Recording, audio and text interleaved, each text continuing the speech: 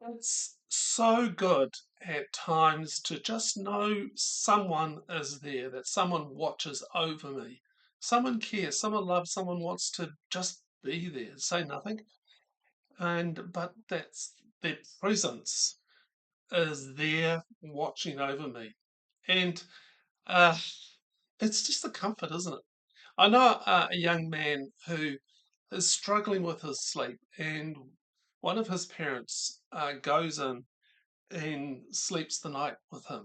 And I think they've got a mattress on the floor or something, and they're just there for him. And it just gives an assurance to this young man that he's not alone, that he's going to be okay. And I remember, as a parent, when one of my kids was sick, we would often bring them into our bedroom and they would snuggle in with us.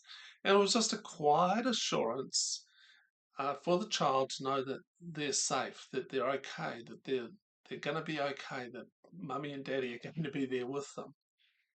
And I often also think about how when someone is not well or someone is actually near death, often family members will say, "Oh, let's form some sort of a roster so that they're never alone, that someone is always there with them, and that there's some sort of metaphysical spiritual thing goes on that we want to make sure that that person is not alone. Sadly, you may not have anybody close to you that is like that for you. No one offering like a personal presence to something that feels absent in your life. I live by myself, and at times I long for a physical, spiritual connection of someone being there in my sleep, so that when I wake up, I can hear their quiet murmurs. Maybe not loud snores, but just quiet murmurs. Just that sense of presence. Recently, I've been listening to the Psalms, and these are Psalms that have been put to music. And I've created a bit of a Spotify playlist that you might like to listen to. So that's on over on the website on this particular post, and there'll be a link in the show notes. But as I've listened to these, it's like about 4 hours worth of Psalms being put to music. The words and music just seem to sink into my subconscious, and I believe they actually change the way my brain works. That I'm actually creating new neurological pathways in my thinking in my brain, and because I believe that the mind and the brain take shape from whatever you rest it upon. It kind of molds according to whatever you rest upon. So if you're molding, if you're thinking about all these different, quite negative things, quite strong, anxious type things all the time, the brain's going to take a physical shift and change to that. So it's a conscious, connected activity where you actually say, I am going to meditate, I'm going to mold my brain on good things such as scripture. And one of my favorite Psalms is Psalm 121. And this is what it says: I lifted up my eyes to the mountains. Where does my help come from? My help comes from the Lord, the maker of heaven and earth. He will not let your foot slip. He who watches over you will not slumber. Indeed, he who watches over Israel will neither slumber nor sleep. The Lord watches over you. The Lord is your shade at your right hand. The sun will not harm you by day, nor the moon by night. The Lord will keep you from all harm. He will watch over your life. The Lord will watch over your coming and going, both now and forevermore. Psalm 121. And actually, so this particular psalm has been put to a beautiful rendition by this organization called the Psalms Project. And over on the website, I've got actually the YouTube version of them singing this particular psalm, and it is extremely meditative, and it's beautiful to listen to. And I think it really helps me getting ready for sleep. And the Psalms Project have also done an album called Psalms for Sleep, which you might find helpful. But if you come over to the website and have a look, you'll actually see the links there. But I woke the other morning with this quiet song just singing in my brain. He watches over you. He never leaves you. He never leaves you. He never leaves you. And I believe that I have a responsibility to train my brain. You have your brain, your responsibility, not my responsibility, it's your brain. And it's having an active agency and a personal responsibility for your brain, your physical brain, and how it's shaped and how it's formed. And so, one of the key practices I have found is to have a regular pattern to the way I approach the time for sleep. I am training my brain for sleep. And if my brain could speak, I think it would say something like this. I know when it's time for sleep because Barry does these things. He showers, he brushes his teeth, he closes the blinds, he does some journaling, he turns off lights.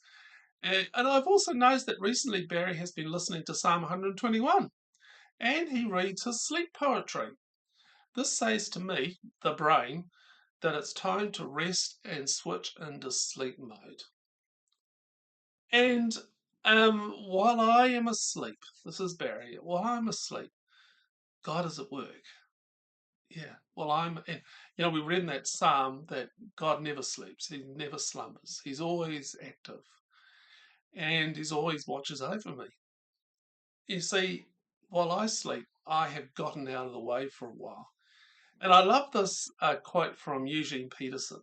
He says, I go to sleep to get out of the way for a while. While we sleep, great and marvelous things beyond our capacities to invent or engineer are in process.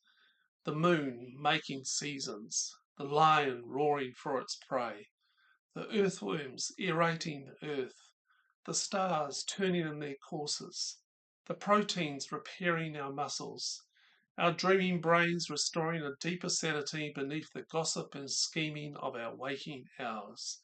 Eugene Peterson. I love it because it just says, while we rest, God is still at work doing great and marvelous things. So we can rest. We don't have to be in control of everything. We don't have to have a scheme or a plan. No, no, no. God's at work.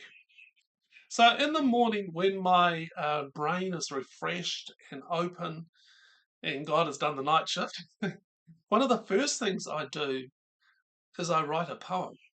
And so I thought I'd share you the offering the poem that I wrote yesterday morning when I started to write this particular blog post. It's called He Watches. I feel alone. I feel anxious. Can you sit beside me while I sleep? My brain is going everywhere. My mind is firing off. Hamster wheel is spinning. I want to turn it off. Breathe in your love. Breathe out my fear.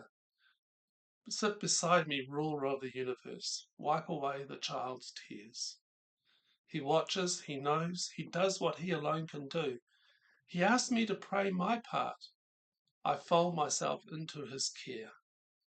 Where does my help come from? I have mountains that stare down at me. My help comes from Yahweh, maker of heaven and earth. As I sleep, he watches, he moves mountains, he heals brain synapses, he whispers love songs into my storm. My self quietens, my soul rests. I find a place to trust for the day. He tells me, all will be well, my child, all will be well. I've actually written quite a few posts about sleep, and if you come over to the blog site and read this particular blog, there's a whole list of posts that I've written about sleep. But I'm actually going to be doing a class in about a week's time about sleep. And if you want to be involved in that, if you're watching this after the class or listening to this after the class, then please come and participate. It'll be up on YouTube. It's it's the cost of a donation, so that's like US dollars, $3 minimum. And it's going to be a time when I talk about the role of sleep in your day, preparing for sleep, medication, prayers, poems, journaling, and training the brain for rest, and praying for the subconscious. If you want to learn more about that, well, there's a link down below in the show notes. But until then, I pray that you would ponder over this idea of having the God of the universe watching over you so that you can sleep and rest. Okay, bye.